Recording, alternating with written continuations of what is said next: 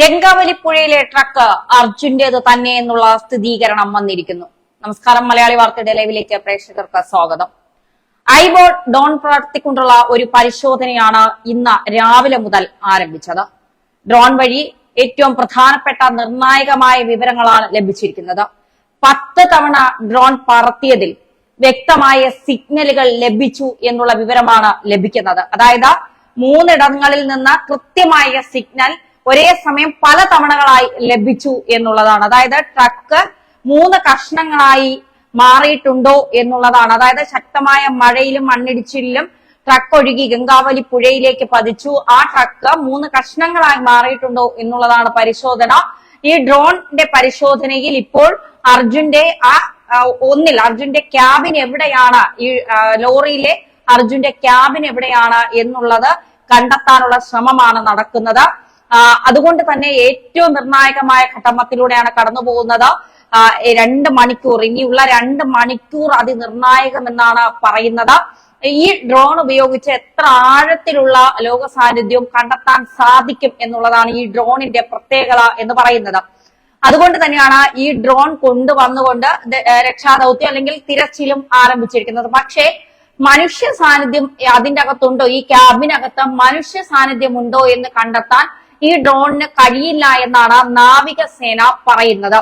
എന്തായാലും കൃത്യമായ വിവരങ്ങൾ അടിക്കടി തന്നെ ഇപ്പോൾ വന്നുകൊണ്ടിരിക്കുകയാണ്. അർജുൻ അരികിലേക്ക് എത്താൻ ഇനി നിമിഷങ്ങൾ മാത്രമാണ് ബാക്കി.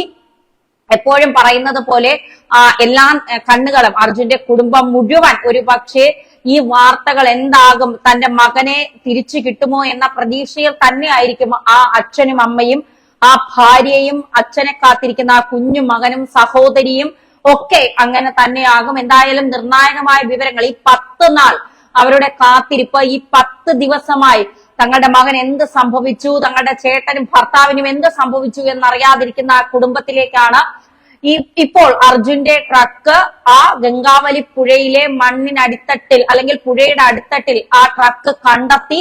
അത് അർജുന്റേത് തന്നെയാണ്. മാത്രമല്ല ഈ ശിരൂരിൽ നിന്ന് 8 കിലോമീറ്റർ അകലെ അർജുന്റെ വണ്ടിയിൽ ഉണ്ടായിരുന്ന, ട്രക്കിൽ ഉണ്ടായിരുന്ന തടികളും കണ്ടെത്തി എന്നുള്ള വാർത്തകൾ, സ്ഥിരീകരിക്കുന്ന രീതിയിലുള്ള വാർത്തകൾ തന്നെയാണ് ഇപ്പോൾ പുറത്തു വരുന്നത്. എന്തായാലും ഈ 10 ദിവസത്തെ ഈ കണ്ടെത്തലുകളിൽ നിർണായകമായ സിഗ്നലുകൾ ഇപ്പോൾ കണ്ടെത്തി. 10 ദിവസത്തെ തിരച്ചിലിൽ ഏറ്റവും പ്രധാനപ്പെട്ട ദിവസമാണ് ഈ 10ാമത്തെ ദിവസം എന്ന് പറയുന്നത്. അതുകൊണ്ട് തന്നെ സിഗ്നലുകൾ കൃത്യമായി കണ്ടെത്തിയിട്ടുണ്ട്.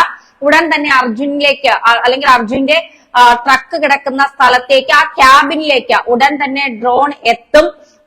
കൃത്യമായ വിവരങ്ങൾ കൈമാറാൻ അല്ലെങ്കിൽ കൃത്യമായ വിവരങ്ങൾ കിട്ടാൻ സാധ്യതയുണ്ട് എന്നുള്ളത് തന്നെയാണ് നമുക്ക് മനസ്സിലാക്കാൻ സാധിക്കുന്നത്. 10 റൗണ്ട് പരിശോധന ഇപ്പോൾ തന്നെ ഡ്രോൺ നടത്തിയിട്ടുണ്ട്. ആ 10 റൗണ്ട് പരിശോധനയിലാണ് ഈ ട്രക്ക് 3 കഷ്ണങ്ങളായി മാറിയിട്ടുണ്ട് എന്ന് മനസ്സിലാക്കാൻ സാധിച്ചത്. ആ 3 കഷ്ണങ്ങളിൽ അർജുന്റെ ക്യാബിൻ എവിടെയാണ്, കാരണം അതാണ് ഏറ്റവും പ്രധാനപ്പെട്ടത്. ആ ക്യാബിനുള്ളിൽ അർജുൻ ഉണ്ടോ എന്നുള്ളതാണ് ഏറ്റവും പ്രധാനപ്പെട്ട കാര്യമായി നമുക്ക് അറിയേണ്ടതും മനസ്സിലാക്കേണ്ടതും. അതുകൊണ്ട് ഡ്രോൺ ഇപ്പോൾ പരിശോധന നടത്തുന്നത് ആ ക്യാബിനിൽ അർജുൻ ഉണ്ടോ, ആ ക്യാബിൻ എവിടെയാണ് കിടക്കുന്നത് എന്നുള്ളതാണ്. ഈ പുഴയിൽ ശക്തമായ അടിയൊഴുക്കുള്ളത് കൊണ്ട് തന്നെ മുങ്ങൽ വിദഗ്ധർക്കാണെങ്കിലും നാവികസേന അംഗങ്ങൾക്കാണെങ്കിലും ഒക്കെ വളരെ ബുദ്ധിമുട്ടാണ് ഇതിന്റെ അടിത്തട്ടിലേക്ക് ചെല്ലാൻ തന്നെ.